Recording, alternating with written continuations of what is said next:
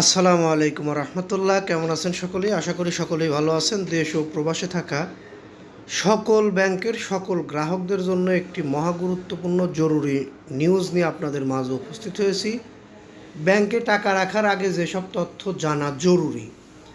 আমরা দেশ ও প্রবাসে যারা রয়েছি, আমাদের কষ্টার্জিত টাকা এমন কোনো ব্যাংকে আমরা রাখবো না যে ব্যাংকে রাখার পরে আমাদের প্রয়োজনের সময় সেই টাকা ব্যাংক থেকে উত্তোলন করতে পারবো না। এ কারণেই এখনকার নিউজটি প্রত্যেকটি ব্যাংক গ্রাহকদের জন্য অতীব গুরুত্বপূর্ণ জরুরি। ব্যাংকে টাকা রাখা কি এখনও নিরাপদ?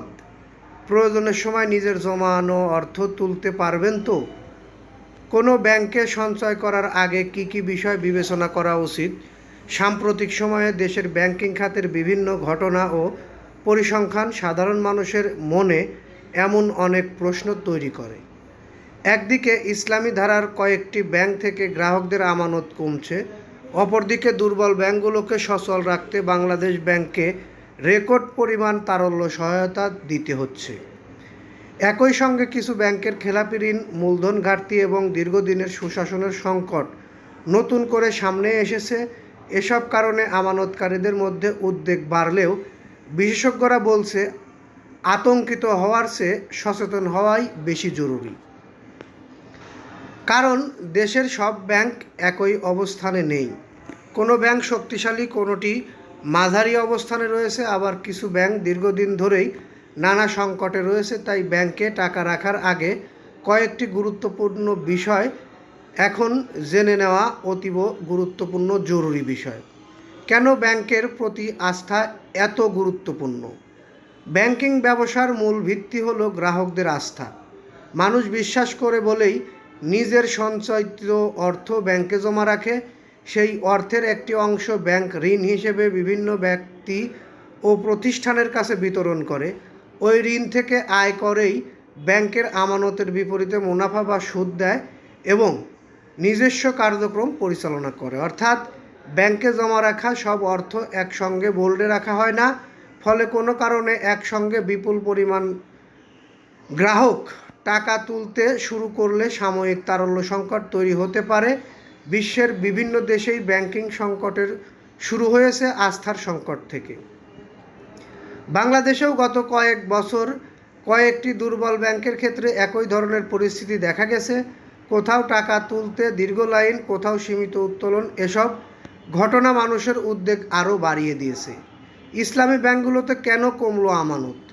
বাংলাদেশ ব্যাংকের সর্বশেষ তথ্য অনুযায়ী চলতি বছরের এপ্রিলের শেষে দেশের 10টি পূর্ণাঙ্গ ইসলামী ব্যাংকে মোট আমানত ছিল 4,08,910 কোটি টাকা। মে মাস শেষে তা কমে দাঁড়ায় 4,06,241 কোটি টাকায়। অর্থাৎ মাত্র এক মাসের ব্যবধানে 2,768 কোটি টাকা তুলে নিয়েছে গ্রাহকরা।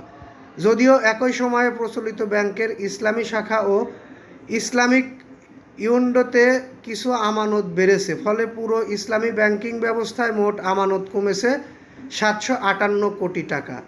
খাত সংশ্লিষ্টদের মতে ইসলামী ব্যাংক বাংলাদেশ পিএলসির চেয়ারম্যান নিয়োগকে কেন্দ্র করে তৈরি হওয়া বিতর্ক ও অনিশ্চয়তা অনেক গ্রাহকের মধ্যে আস্থার সংকট তৈরি করে। এর ফলে কেউ কেউ সতর্কতামূলক ব্যবস্থা হিসেবে নিজেদের আমানত অন্য ব্যাংকে সরিয়ে নেয়। এ ঘটনা আবারও প্রমাণ করে ব্যাংকিং খাতে আস্থা হারানো কত দ্রুত আর্থিক চাপ তৈরি করতে পারে। আমাদের যে বিষয়টি দেখার দরকার, যেসব ব্যাংকে টাকা রাখলে আপনারা ভালো আমানতের সুরক্ষা পাবেন, সেই বিষয়টি আমরা আগে উল্লেখ করব। ব্যাংকে টাকা রাখার আগে কি দেখবেন? বিশেষজ্ঞদের মতে শুধু বেশি মুনাফা বা আকর্ষণীয় অফারের দিকে না তাকিয়ে ব্যাংকের আর্থিক ভিত্তি বিবেচনা করা উচিত। প্রথম, ব্যাংকটির সুনাম ও পরিচালনা পর্ষদের স্বচ্ছতা গুরুত্বপূর্ণ। দ্বিতীয়, ব্যাংকের খেলাপি ঋণের হার, মূলধন পর্যাপ্ত বা আর্থিক প্রতিবেদনের অবস্থা সম্পর্কে ধারণা নেওয়া উচিত। তৃতীয়, কোনো ব্যাংক নিয়ে দীর্ঘদিন ধরে যদি নেতিবাচক খবর, নিয়ন্ত্রকের বিশেষ নজরদারি বা নিয়মিত তারল্য সহায়তার তথ্য আসে, তাহলে সেখানে বড় অঙ্কের অর্থ রাখার আগে সতর্ক থাকা ভালো।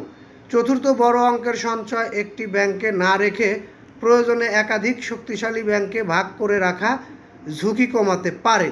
সবচেয়ে গুরুত্বপূর্ণ বিষয় হলো সামাজিক যোগাযোগ মাধ্যমে গুজব বা যাচাইহীন তথ্যের উপর ভিত্তি করে সিদ্ধান্ত না নেওয়া, বরং বাংলাদেশ ব্যাংকের তথ্য নিরীক্ষিত আর্থিক প্রতিবেদন এবং নির্ভরযোগ্য সংবাদ মাধ্যমের তথ্য অনুসরণ করা উচিত।